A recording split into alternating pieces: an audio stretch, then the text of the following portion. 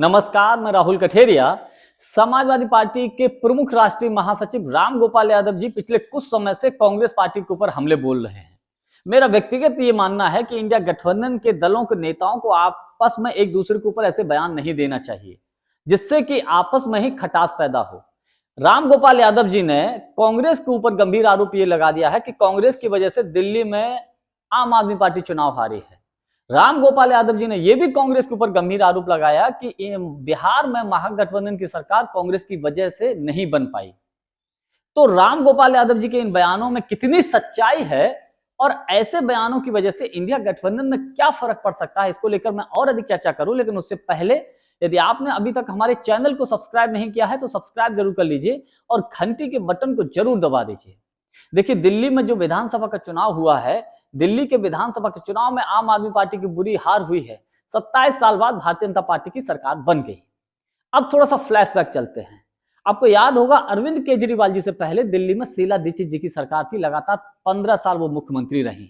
अरविंद केजरीवाल, अन्ना हजारे, किरण बेदी, कुमार विश्वास, मनीष सिसोदिया, इस टाइप के तमाम लोगों ने मिलकर एक छल और झूठ और फरेब का एक बहुत बड़ा एक आंदोलन खड़ा किया जिसके पीछे आरएसएस का हाथ था। ये बाद में पता चला, हालांकि कुछ लोगों ने उसी वक्त जान लिया था। आरएसएस के बनाए हुए प्रोपेगेंडा पर ये सब लोग चल रहे थे और बाद में इन लोगों ने शीला दीक्षित जी के खिलाफ एक भ्रष्टाचार का माहौल बनाया और दिल्ली के विधानसभा के चुनाव में कांग्रेस पार्टी चुनाव हार गई। उसके बाद चुनाव हुआ और चुनाव में आम आदमी पार्टी को पूर्ण बहुमत नहीं मिला। कांग्रेस पार्टी ने आम आदमी पार्टी को सपोर्ट कर दिया। कुछ समय के बाद फिर दिल्ली में चुनाव हुआ और आम आदमी पार्टी की पूर्ण बहुमत से सरकार बन गई।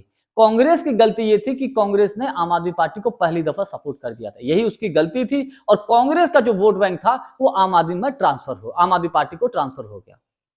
अब अरविंद केजरीवाल जी ये चाहते थे, सब इंडिया गठबंधन के नेताओं से ये दबाव डलवा रहे थे कि भैया कांग्रेस से ये कह दो दमदारी से चुनाव ना लड़े दिल्ली में। क्यों ना लड़े भाई? क्या कांग्रेस ने सब सहयोगी दलों के लिए ठेका ले रखा है कंप्रोमाइज करने का? आम आदमी पार्टी ये चाहती है कि दिल्ली में केवल वही मजबूत रहे, जिंदगी भर उसी की सरकार बनी रहे। क्या कांग्रेस नहीं चाहेगी कि उसकी सरकार बने? और आम आदमी पार्टी क्या करती है? गोवा के विधानसभा के चुनाव में कांग्रेस अगर चुनाव हारी तो किसकी वजह से हारी? अरविंद केजरीवाल जी की वजह से हारी।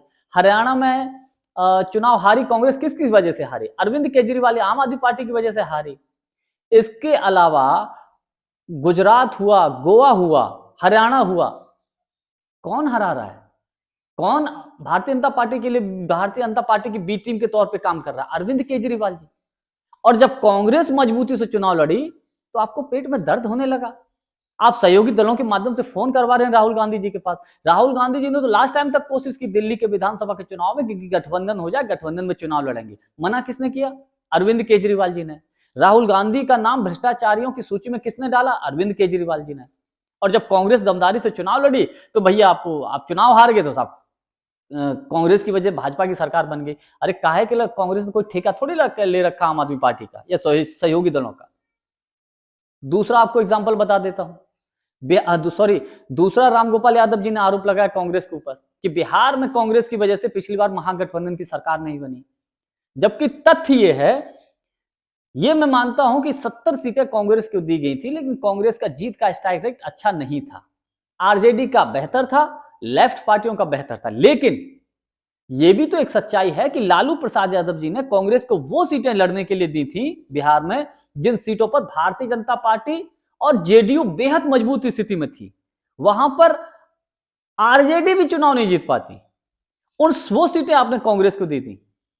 ठीक है, कांग्रेस का स्ट्राइक रेट कम रहा, लेकिन अभी हाल ही में जब अभी 2024 का लोकसभा का चुनाव हुआ था, भैया फिर तो कांग्रेस वाले ये भी तो कह सकते हैं कि आरजेडी की वजह से इंडिया गठबंधन की सरकार नहीं बन पाई, लालू प्रसाद यादव जी या तेजस्वी यादव जी की वजह से इंडिया गठबंधन की सरकार नहीं बन पाई, क्योंकि लोकसभा के चुनाव में बिहार में कांग्रेस का स्ट्राइक रेट अच्छा था आरजेडी से।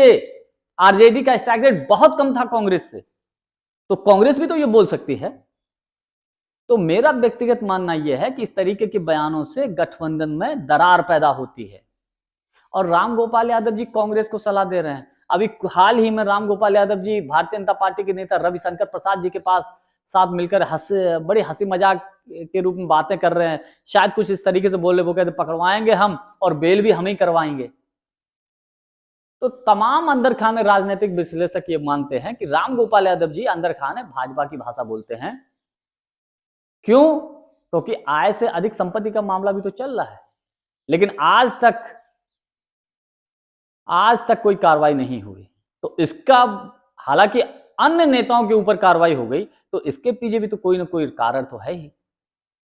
खैर, जिस तरीके से इंडिया गठबंधन के नेताओं ने दिल्ली के विधानसभा के चुनाव में अरविंद केजरीवाल जी को समर्थन दिया था, क्या इंडिया गठबंधन के नेताओं ने, चाहे अखिलेश यादव जी हों, चाहे ममता बनर्जी जी हों, चाहे शरद पवार जी हों, चाहे उद्धव ठाकरे जी हों, हरियाणा के विधानसभा के चुनाव में कांग्रेस को समर्थन दिया था क्या?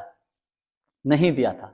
तो मेरा व्यक्तिगत ये मानना है कि ये सब इंडिया गठबंधन के दल ये चाहते हैं कि कांग्रेस घर बैठ जाए, कांग्रेस चुनाव ना लड़े और कांग्रेस हमको खुली छूट दे दे, कांग्रेस 2-4 सीटों पर संतोष कर ले और हमको ही आगे बढ़ाए। तो भैया, कांग्रेस ने किसी का ठेका नहीं ले लिया है। कांग्रेस भी अपनी खोई हुई जमीन वापस पाना चाहती है। अगर यही स्थिति रही ना, तो मेरा व्यक्तिगत ये मानना है कि 2027 के विधानसभा के चुनाव में उत्तर प्रदेश और बिहार में हो सकता है कांग्रेस कुछ अलग रणनीति पे काम कर दे। फिर पता लगा, तब तक तो बहुत कुछ देर हो जाएगी। जानकारी खैर हमारी कैसी लगी कमेंट्स करके हमको जरूर बताइएगा। बहुत बहुत धन्यवाद। नमस्कार।